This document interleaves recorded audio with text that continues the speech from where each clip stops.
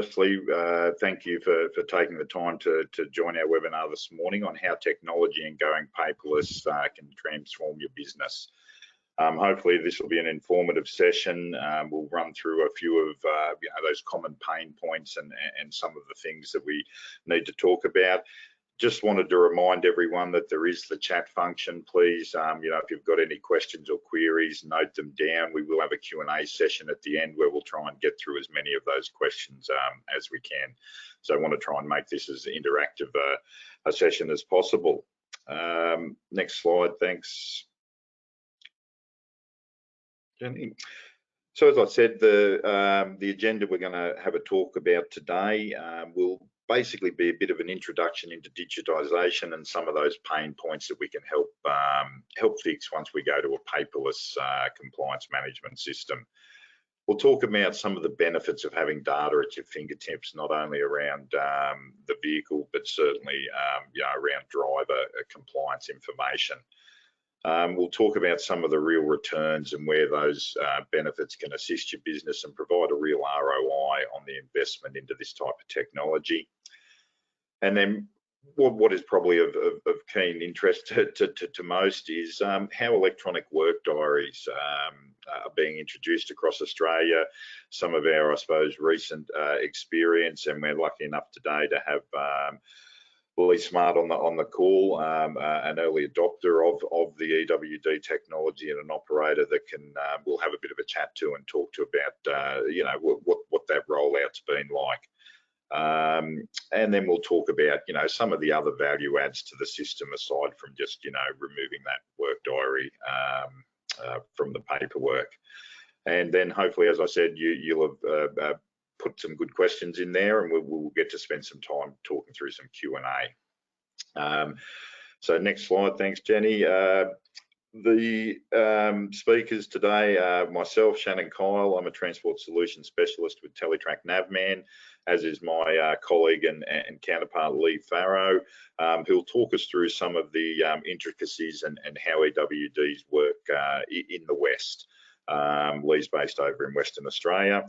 And lastly, we've got Leigh Smart on the call, Director of Formula Chemicals, and really appreciate Leigh's time to be able to provide a bit of an operator perspective of how the system can be rolled out from an EWD perspective. So firstly, to start off, I suppose, talking around some of those common pain points, and look, hopefully,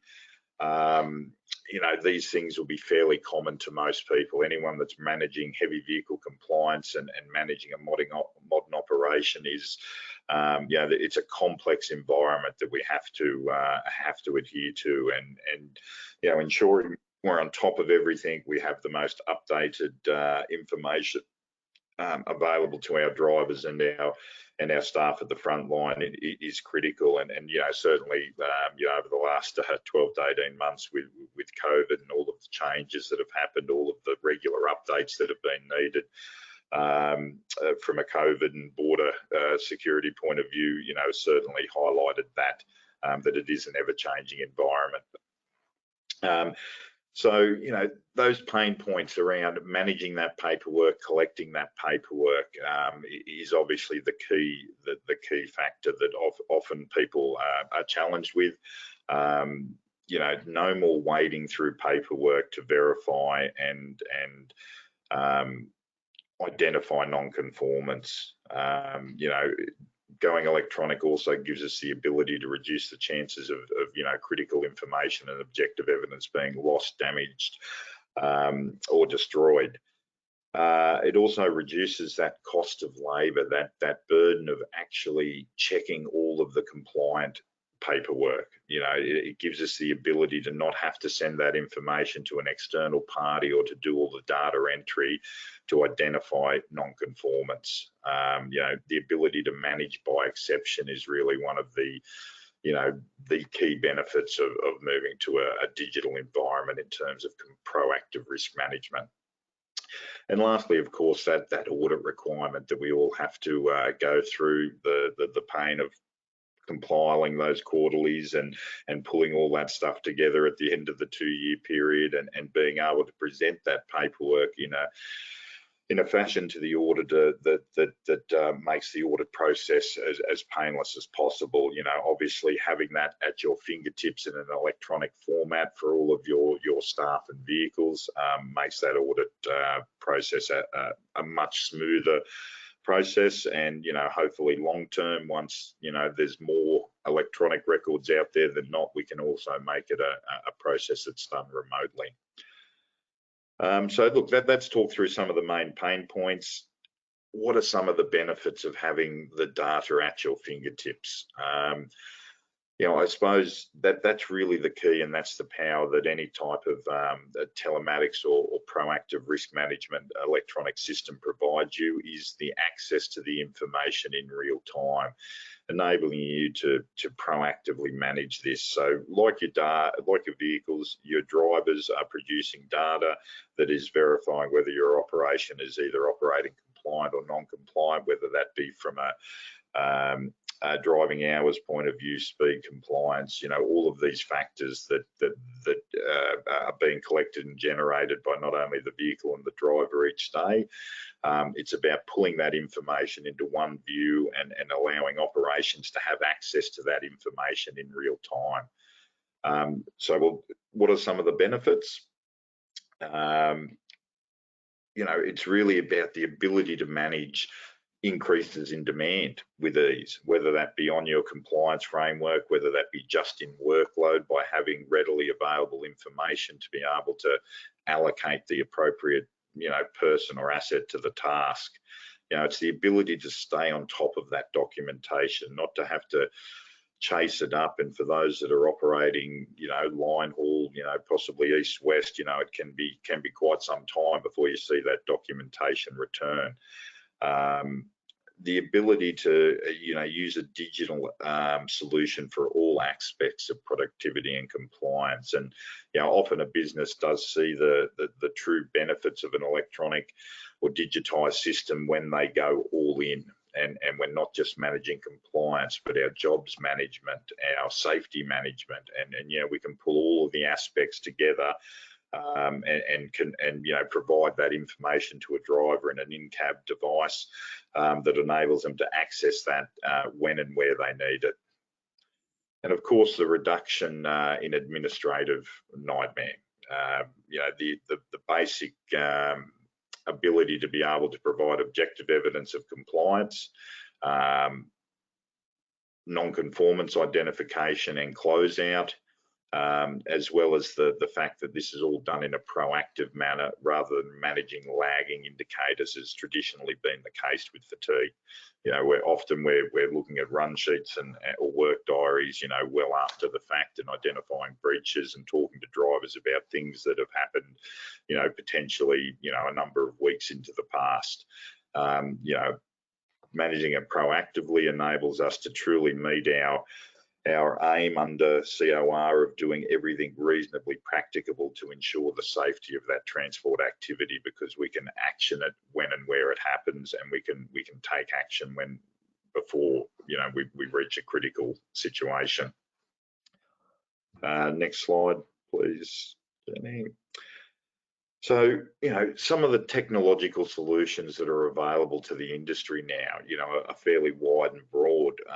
Obviously, you know, all of the information we can garner from a vehicle, whether that be location, utilization, our maintenance, engine management data, fault codes even, and other performance metrics. We can provide a lot of information just around the vehicle. And you know, when we talk about vehicle location, that also leads into, you know, many other aspects of managing good customer relations by being able to provide, you know, verifiable objective evidence of arrival and departure, of hold up, whether it be for demurrage reasons, but also compliance on customer sites. You know, the ability to be able to provide all of that information in a you know, irrefutable format certainly has some effects with customer relations. Our assets, we can also track our assets, whether that be trailing equipment, obviously, you know, location information and utilization and maintenance information, fairly important, but also, you for those that are carrying high value freight or high risk loads, the ability to be able to track that asset certainly add some security, and again can help with that securing new work and being able to provide a solution to your customer. And the personnel, the information we can garner around personnel and personnel performance to ensure that we're coaching and we have that continual improvement approach throughout our driving. Throughout our drivers and throughout all of our operations. So managing things like fatigue, high risk behaviour, if we're talking things like harsh braking, harsh acceleration. We can also integrate with job execution, so we can see when the job's been completed, what job that driver is on, and having that visibility all in that one view certainly streamlines the approach. It minimises the interaction you need to have with the drivers, because rather than calling them up, you've got the information available, and also the ability to be able to coach and improve driver performance. And lastly, and certainly as a person that's held roles as compliance manager for a number of large transport organisations, it's been a qualified NHVR auditor and someone that's passionate about road safety. The way that technology can be used to manage compliance in the most streamlined fashion is really where I see a huge amount of benefits, not only with the electronic work diary, but mass management, speed monitoring, vehicle maintenance, even the communication of permits and documentation, to have them in the cab electronically and give you the ability to be able to update these across your fleet at any time, and across the entire fleet nationally at the push of a button, certainly provides a lot of benefit to an organisation. Next slide, please, Jenny. And importantly, what is the main aim? It's certainly about keeping our drivers safe. And at the end of the day, all of our compliance regulations, all of those things are put in place to ensure that ultimately the driver gets to go home and see their family at the end of the day. And whilst we, as someone that's grown up around the industry, we might not always necessarily agree with every regulation and the regulation around fatigue and the application of it. But I think, if people look back through history, where we are now with the flexibility that's provided through both, BFM or AFM if needed, certainly, there's not many operations I've ever seen that can't operate within those guidelines. So, moving to an electronic work diary certainly allows us to, provide drivers with the tools to manage their fatigue and ensure they're never going to get breached, because the tool is actually providing them with all of that information. As a driver myself, I was always didn't do a lot of long distance driving, but was always sweating bullets as I pulled up to have my checking station for fear of a mistake I may have inadvertently made in the book. This type of tool just really eliminates the possibility of that happening. So it's really about the benefits that it can provide an organisation. Go further than just the reduction of the paper, but it's in that safety and productivity space. It makes fatigue easy to understand, breaking down the rules and providing drivers with alerts prior to going into breach, so that there's really very minimal a chance of them actually ever inadvertently going into breach. The real-time data from an operational point of view, it's updated every time a driver starts work or starts rest, so we know what hours he has available, both in the cab himself and also in the back end, and the ability to be able to have that information updated in real time certainly enables an operation to be able to plan the next load when the driver's coming back. There's obviously some cost savings. We remove the cost of and the labour intensive reviewing of paperwork diaries, the storage of those diaries. You know, I'm sure everyone's got pallet racking with archive boxes in it. Just as an aside, around 60 million, I think it is, around 60 million work diary pages are filled out in this country each year. And you know, you think they're all going into a record box somewhere and then getting kept for the next 3 years. So, you know, it really is a you know, phenomenal amount of paper that we go through just to move freight around this country. And you know, this gives us the opportunity to eliminate all of that, both the checking, the storage, and the handling of all of those records.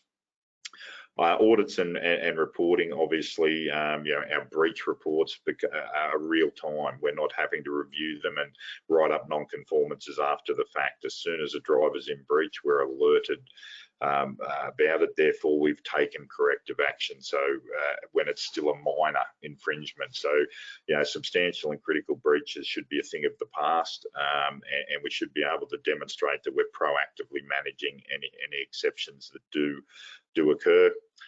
Scheduling becomes a lot easier, not so much the regular scheduling, because you know, most operators will know when and where a driver can and can't go, but it's that ad hoc work when a driver's called in sick and you need to pick someone out of your pool that can do that task. The ability to be able to run a report and see what information, what available hours a driver has, whether they be, you know, including if they're a BFM driver, the longer night hours, when their next consecutive night rest needs to be, when their next 24-hour rest needs to be, enables you to plan and schedule those trips effectively, making sure you put the most appropriate driver into the vehicle. And of course, you know, the all-in-one focus of the in-cab device, you know, by you know, having an EWD, certainly in our system, you know, it certainly opens up, you know, having that in-cab device opens up the entire gamut of compliance management electronically. So look, hopefully I've sort of given you a bit of an overview on what are some of the sort of the key pain points where I think the key benefits are around moving to a digital compliance management approach. And you know, this slide really talks about some of those key things. You know, it's proactive rather than reactive. You know, it's about managing those risks proactively in line with what heavy vehicle national law essentially requires now to take, you know, do everything reasonably practical to manage the safety of that transport activity.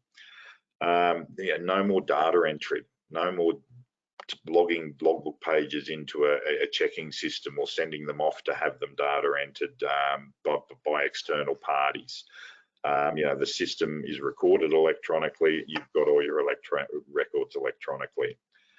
You know, save effort on the storage, as I said, and the mountains of paperwork that need to be collated and stored.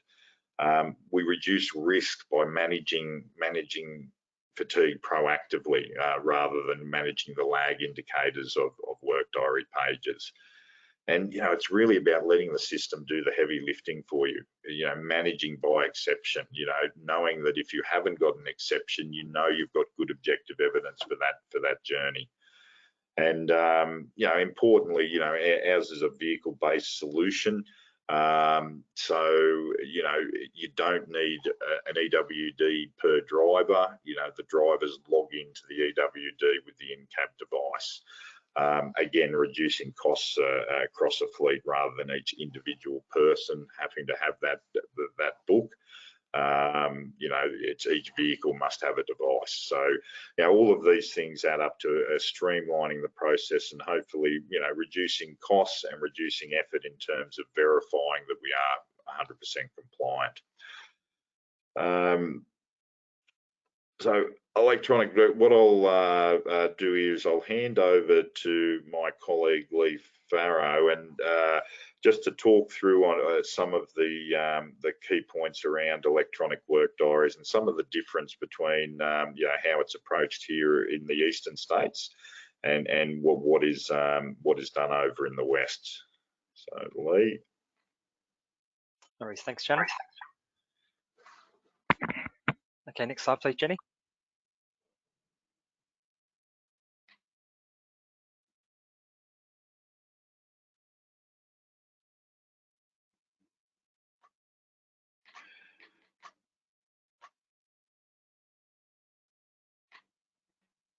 Thanks, All Jenny. right, so, Yeah, mine. Sorry, Shannon. Do you want to talk about that one first, or would you like me?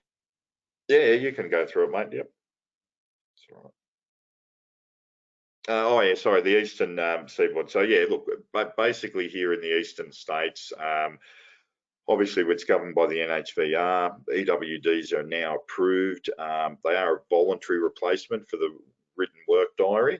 But as a business, if you make the decision that this is how we're going to approach the management of fatigue, obviously you want to update your policies and procedures to reflect that. And then yes, it's a viable option.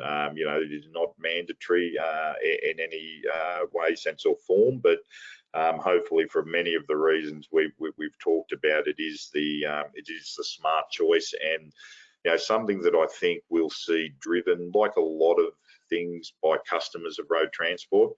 You know, I think it'll be a long time before a regulator demands that every heavy vehicle, fatigue regulated heavy vehicle, has an EWD, but I think we will all have one because the customers of road transport will demand it as a way and means of, you know, proactively managing that fatigue risk.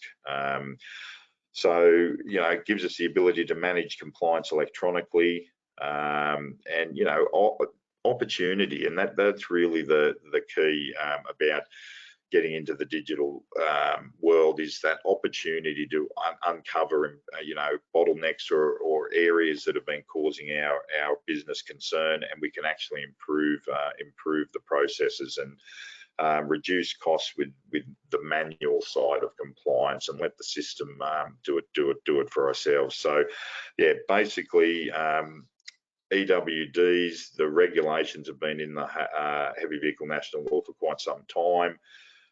There are a couple of key points that, you know, need to be pointed out to drivers. Some drivers have concerns about the recording of an electronic location.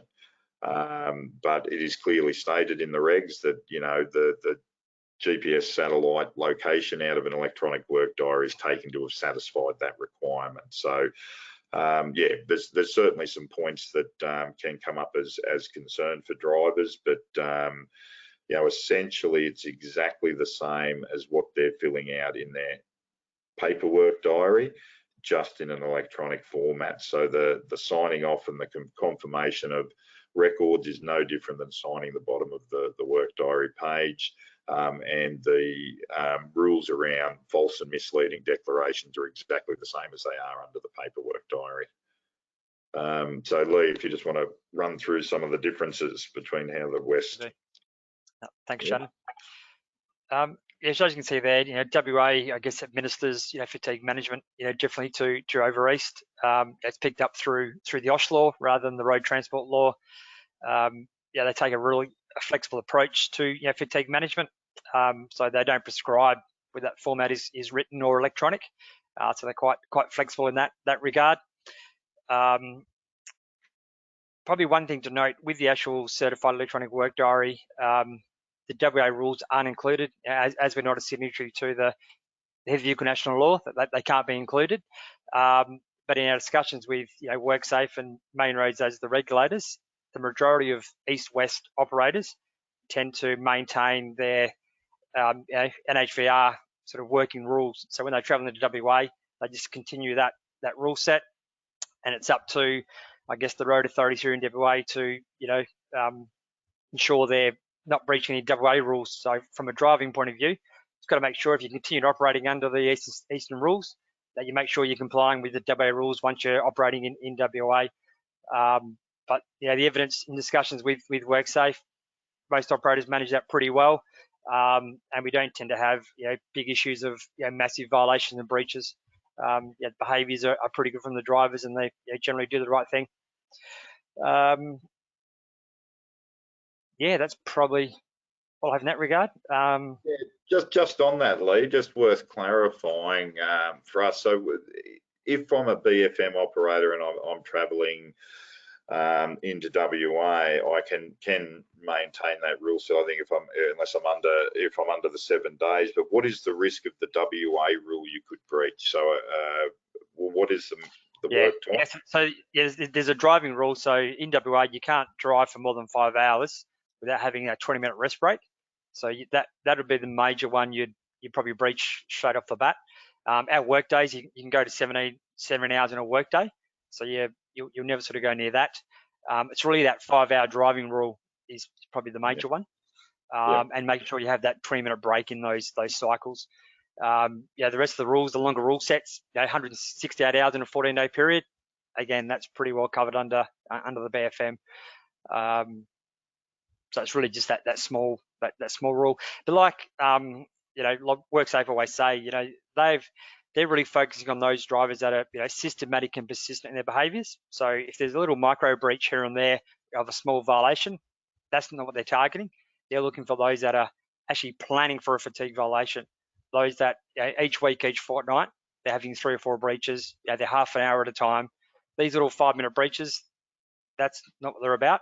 They'll obviously educate the driver and try and do the right thing, but they're not focused on those from a enforcement sense. Yeah, that's great. Yeah, so I guess now we'll hand back to you, Shannon and Leigh, just to go through the formal experience of what they went through for EWDs. Beautiful, thanks, mate. And again, thank you, Leigh, for your time this morning. And I think it's just really good to talk to an operator, someone that's actually out there with a business and that's implemented. So I suppose, firstly, Leigh, the pathway to EWDs, was it always something you were waiting on? You were always going to do straight away? Yeah, Shannon, look, as Chairman of Road Freight New South Wales, I've been pushing this through for the last, 4 or 5 years with the NHVR to get onto electronic work diaries.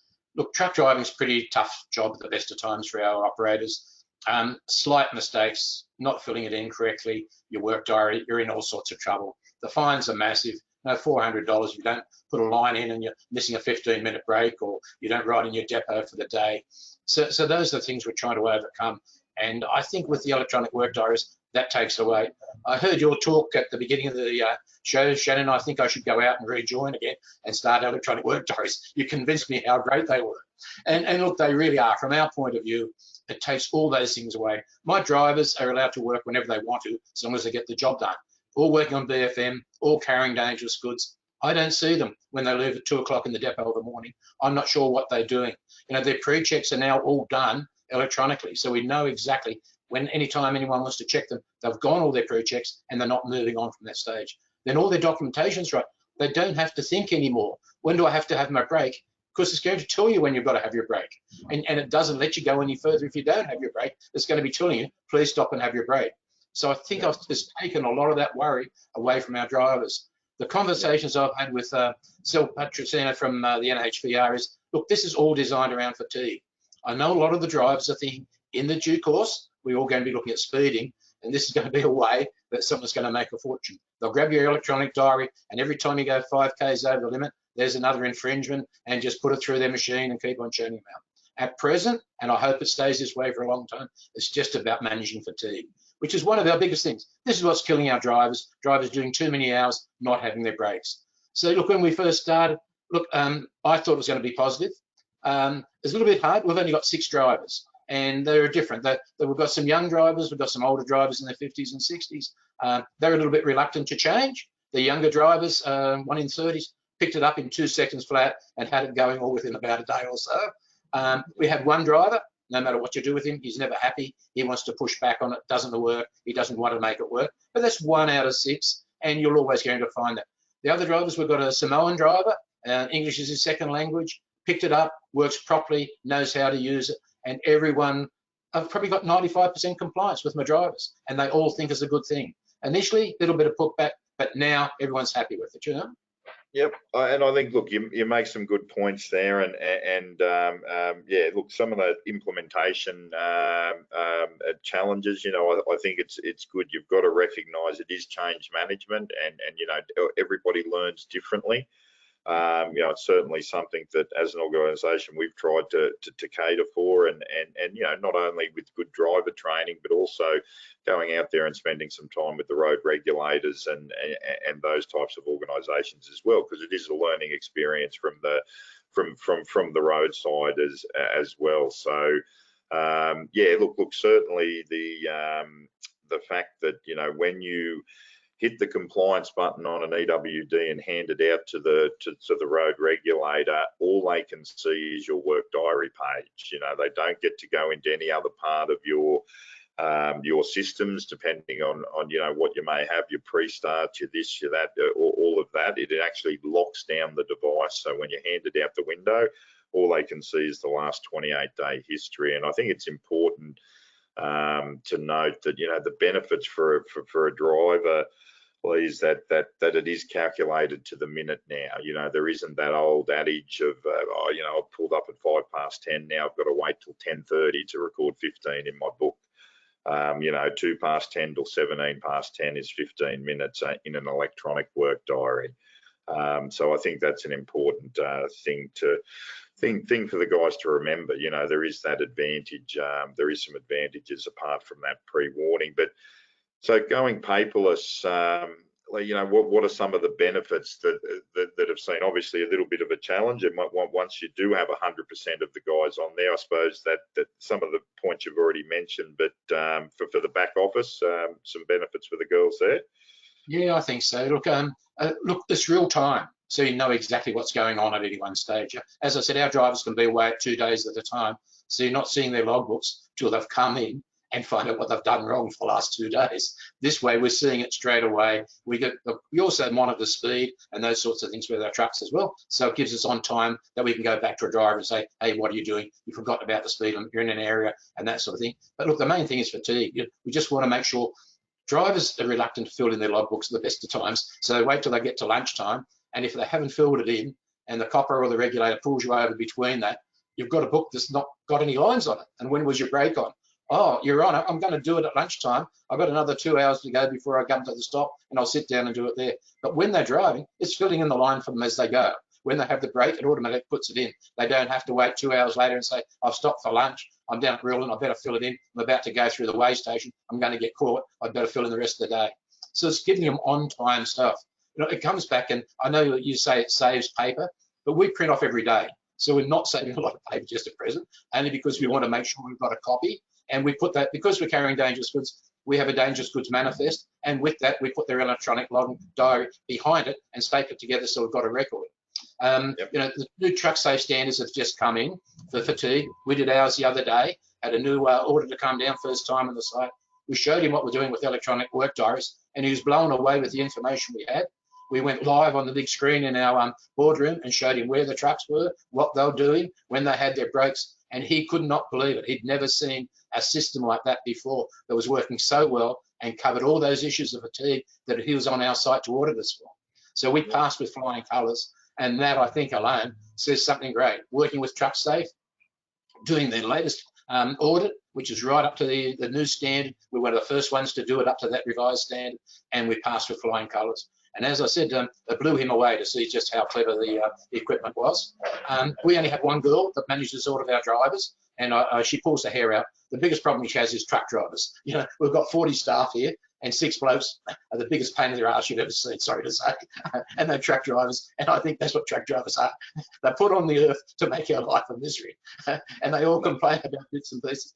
But this is taking all that away, and Lisa can handle them easily, and she just shows them the data, and they understand what's going on.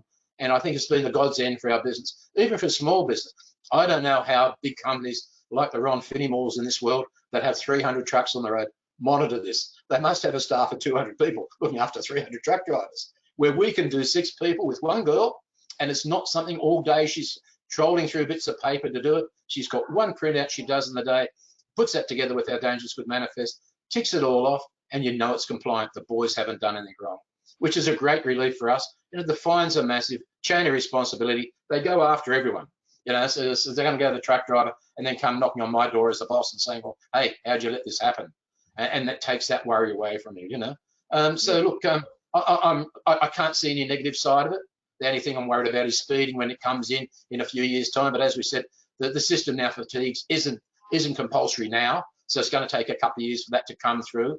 I can see all trucking companies doing this sort of work becomes mandatory for them, and they'll have to have an electronic work diary in the near future, whether that be 1 or 2 years away, but I'd like to see it come now. It just makes our whole life easier. I think one thing that has to be done is the training of our regulators to make sure when they pull over a truck and the driver hands out an iPad type of thing, what's he doing to this poor old copper? You know, we do country stuff out the back of 𝗂𝗏𝗏 and stuff like that, and you're going to get this poor country copper out there, and he's going to think, what are you giving him? Photos of his your Christmas holidays, your kids up on the beach or something? What's it all about? And I think that's one of the things we've got to get some training. I've spoken to Sal about that as well, to make sure that his blokes are up. But we've got the 𝗵𝗃𝗃 coming in as a regulator sometime this year into New South Wales. That's going to be a big challenge for us. We're over-regulated now. You know, we've got highway patrol, we've got Transport New South Wales, we've got the EPA out there. You've got every man and his dog having a look at what we're doing.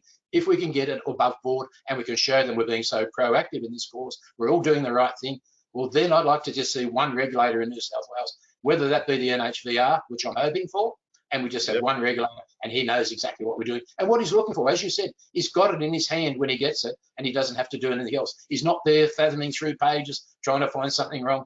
He knows you won't find anything wrong because we can't move on the next day unless we've gone a report. If the driver's done something wrong, 𝗵𝗃's got to write out a non-conformance report. What have you done? And look, and that's you're 100% right, mate. Look, thanks for that.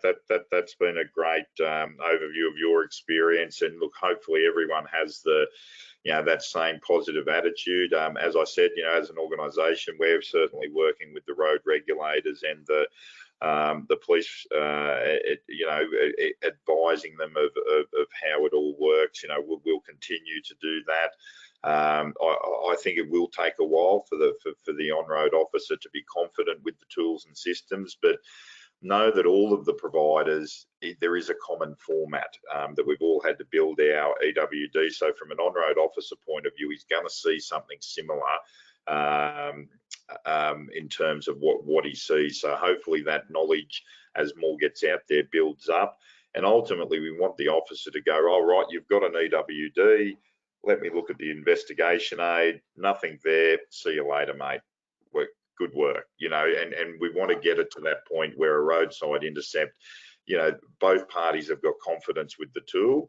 And yeah, look, you're 100% right. It's not going to happen overnight, but we can certainly work towards it. So, mate, yeah, thanks again, Leigh. Some great topics. And you did touch on a couple of things. And this next slide really talks to it. It is more than just fatigue. We can manage so much more, using the in-cab device, from whether it be job execution, managing jobs, whether it's integrating with the current transport management system, or just removing your old paper con note. We can do that sort of stuff electronically with sign on glass.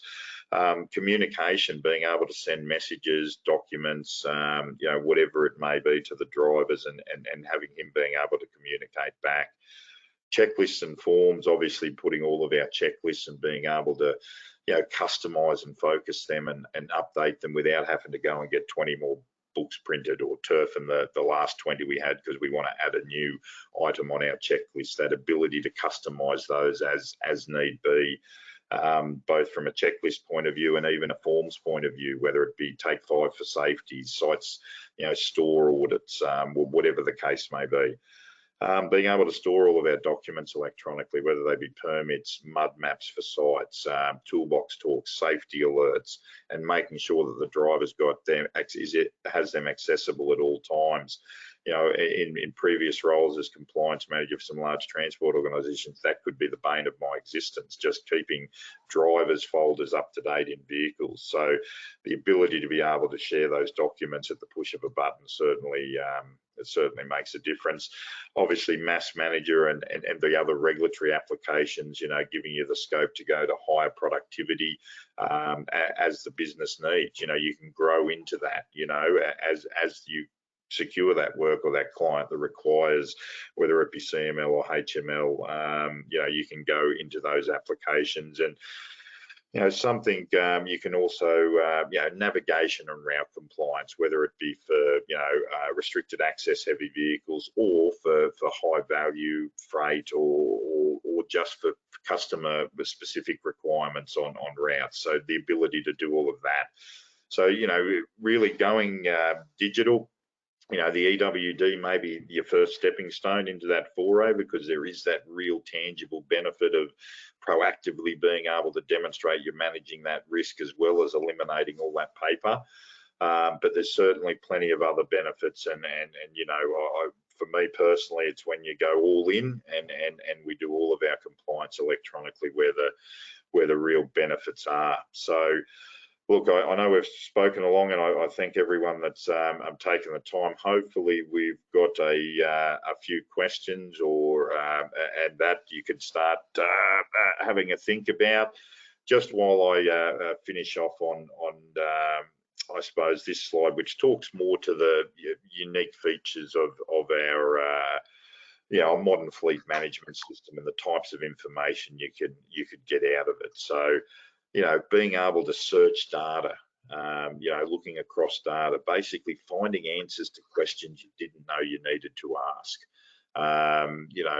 giving you, highlighting that information, being able to look at the tracking of vehicles in different lenses, from an operational lens where I want to know when and where they've arrived at a site, to a safety lens where I'm looking at speeding events or harsh events. Being able to have visual dashboards displaying that data in easily accessible viz pads and that type of stuff. Being able to drill down on that data to see, right, I've had this many speeding events over the month. Let's look at it by vehicle or by driver. Maybe it's by date, maybe it's a day in the week that's our bigger risk. So being able to look at the data and breaking it up in different ways to try and identify what those underlying root causes are for this type of stuff. Being able to automate as well, whether that be geofence entry and exit counts, highlighting when sites are at lock, all of that type of stuff can be provided.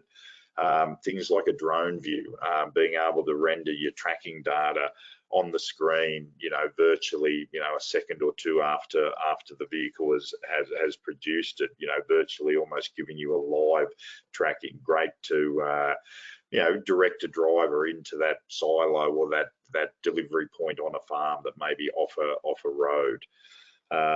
Route compliance, as we touched on earlier, being able to verify that, whether that's RAV route compliance or just customer specific route compliance, and even integrating things like cameras, FTC, all of these types of products and features that are value adds. I certainly see the core benefit in just the digitisation of that objective evidence of compliance, so we know that we've got it day in, day out.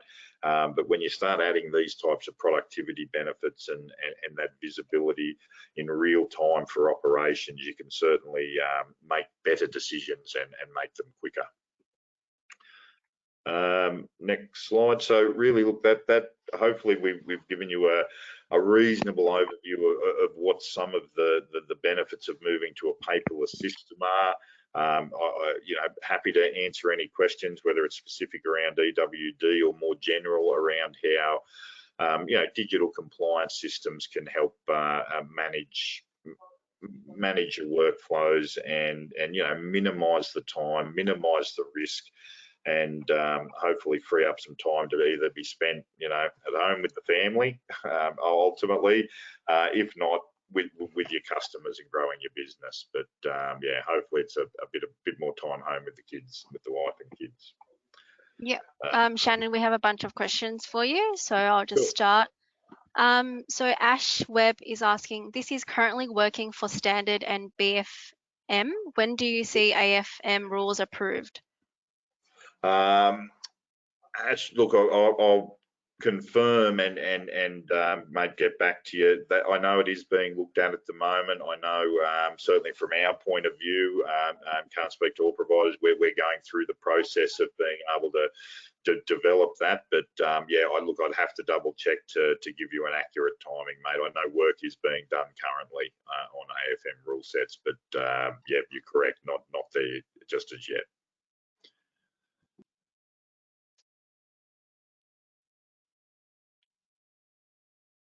From Fluff Tonkin, what is the cost of EWD's implementation per vehicle?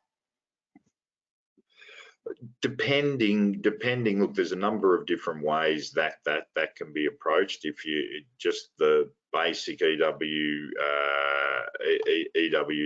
alone, or whether you're including other, you know, applications and tracking. There are a bunch of different ones.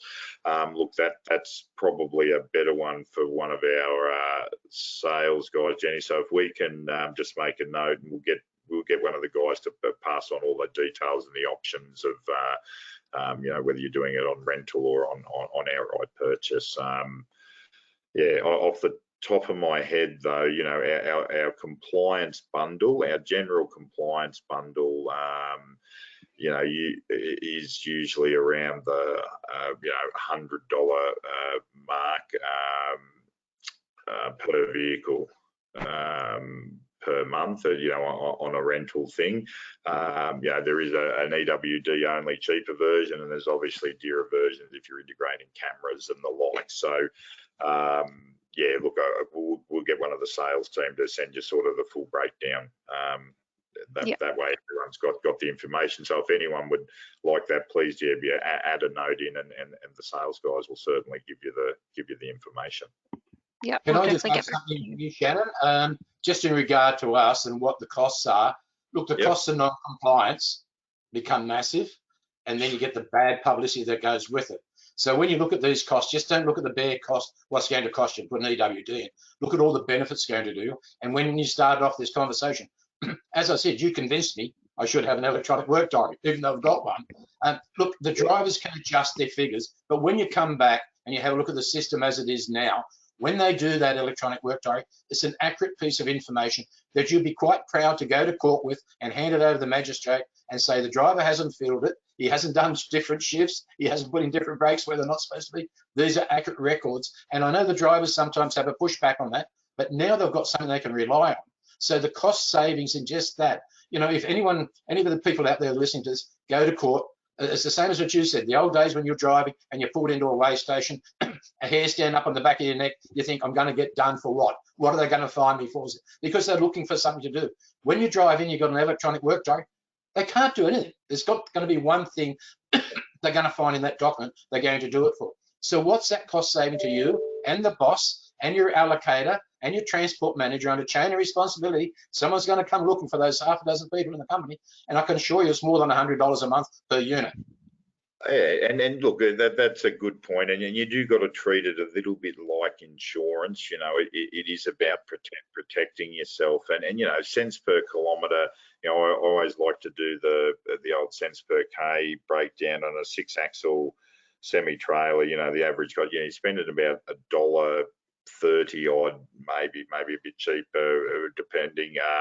Now on tyres, maintenance, and fuel per kilometre. So $1.30 just to put that on the roads before you paid the driver, your insurance, all the rest of those bills, just those operational day-to-day costs. And even if you're only doing an intrastate type road, say 80,000 k's a year, you know, the cost is about 2 cents a kilometre.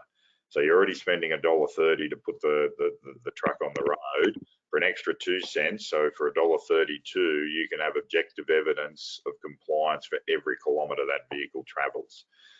You know, verifiable objective evidence that's been collected, that you haven't had to check, that it's highlighted you of alerts. So yeah, when you break it down into a sort of a cents per K thing and put it in as part of that ongoing maintenance and fuel, you know, and just the cost of putting a vehicle on the road and being able to protect yourself for every kilometre of what it does, it does break it down into some more on costs. And like I said, you know, if it's just EWD only, it's going to be cheaper than that. It's, yeah, the sales guys will certainly fill you in depending on what you're after.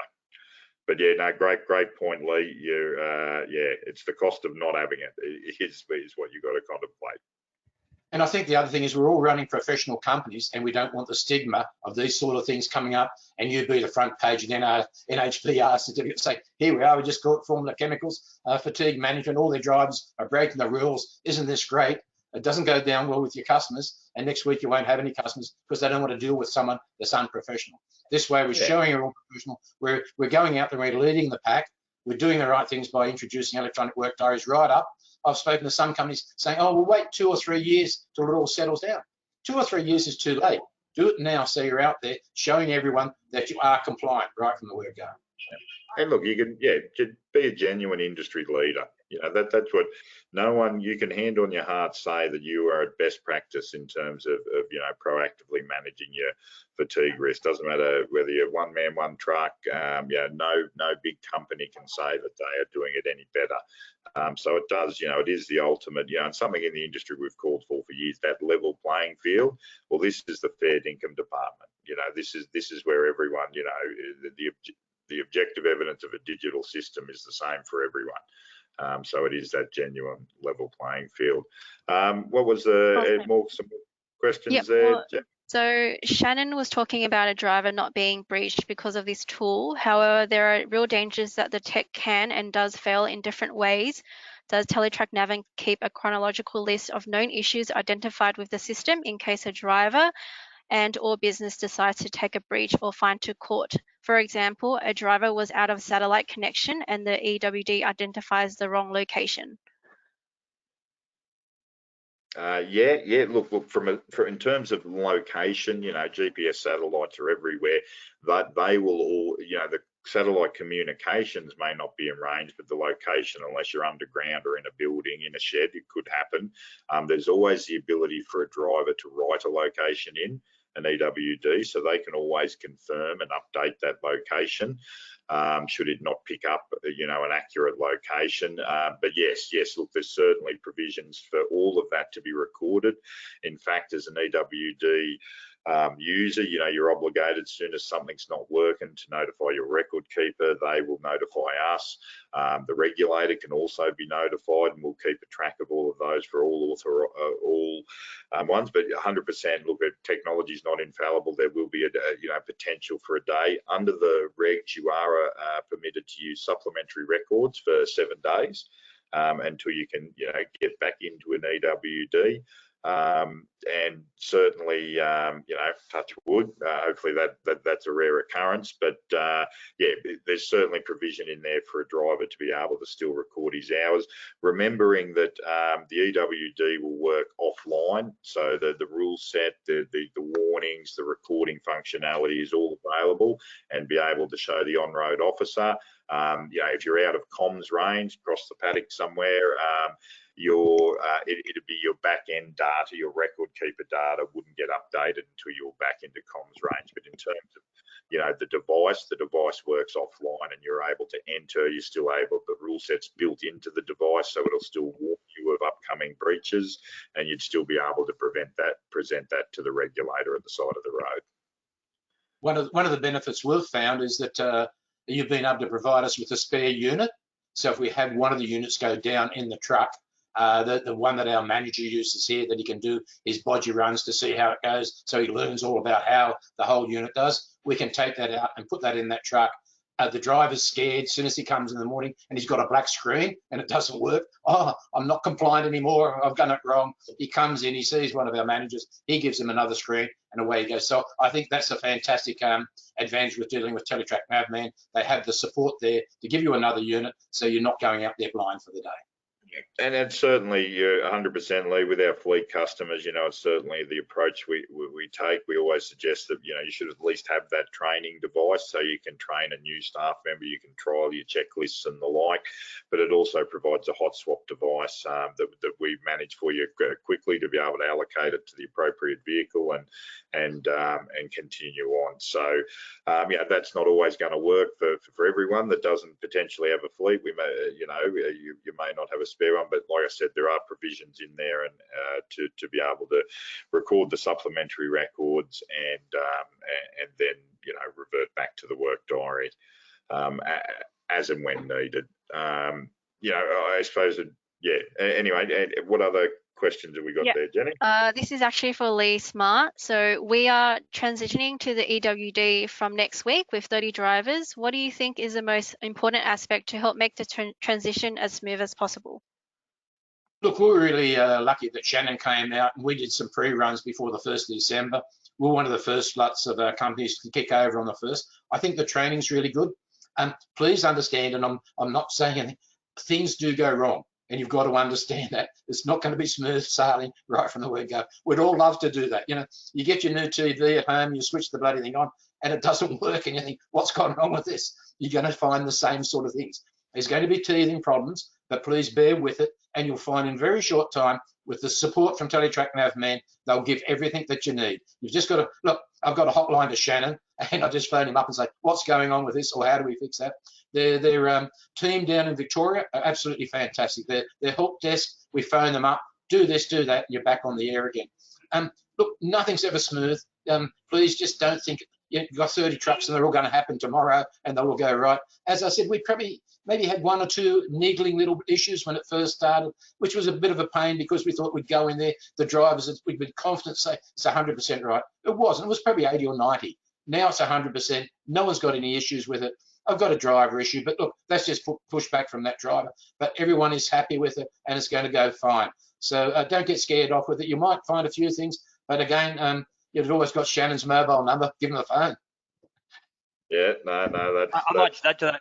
I would say to that, Shannon, if that's all right. So I think probably from a pre-rollout, just making sure that those clear roles are defined, that you've got the record keeper set up, they know their responsibilities, having all the drivers added as EWD drivers, the correct date of birth, license numbers, having all the passwords and logins ready to go to the tablet.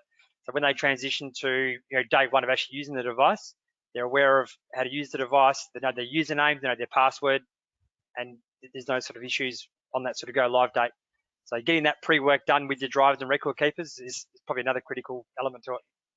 Yeah. And look, the other thing, we kept our work diaries going at the same time we went over the EWDs. And I think, Shannon, we probably did that for about a month or something like that, just as a backup. Because if the drivers aren't confident and they start making mistakes and they're not logging out, and all of a sudden you've worked 160 hours in the last week and they're in breach, and you can go back and then see where they've done wrong. Because it's a matter of them just pushing the right button at the right time, make sure they put a stop before they log off, and then they logged off, or otherwise the hours up and they get themselves. So it's a simple thing of just knowing how to operate the machine. But in that month, we ran our paper documents as well as the electronic to make sure everyone's confident. And then at the end of the stage, we just don't do it. Yeah. And look, it's important to keep that work diary with you for that first 28 days anyway. So you've got a consistent 28 days worth of records. Probably the other thing, good to do it to transition the guys, preferably at a long rest break, you know what I mean? And maybe when they've had that 2 days off, just for the risk, if they're doing a regular schedule, it shouldn't come back to bite you. But obviously the EWD only knows when you start it, it doesn't know that previous week's work. And if that's part of a current 14-day period, there is that potential you could run into breach. And so yeah, that would be my advice to making sure that the guys transition after not in the middle of a current period. That's probably the safest way to do it. But yeah, you look at a lot of the businesses that have started out and started with a smaller group. We've now got all the other drivers saying, when can I get rid of my paper diary? So, you sort of, whichever way you go, if you do them all at once, like Leigh said, it can be a daunting task. And but a staged approach can also, see guys whinging about how come I haven't got it first. So yeah, it's just about, like I said, making sure the information's available and giving the guys confidence. And like Leigh said, we're certainly here to help. As much. And one of the things we also did, we used a mentoring program. So for those drivers that picked it up really quickly and really easy, we then allowed them to work with the other drivers to show them how to do it.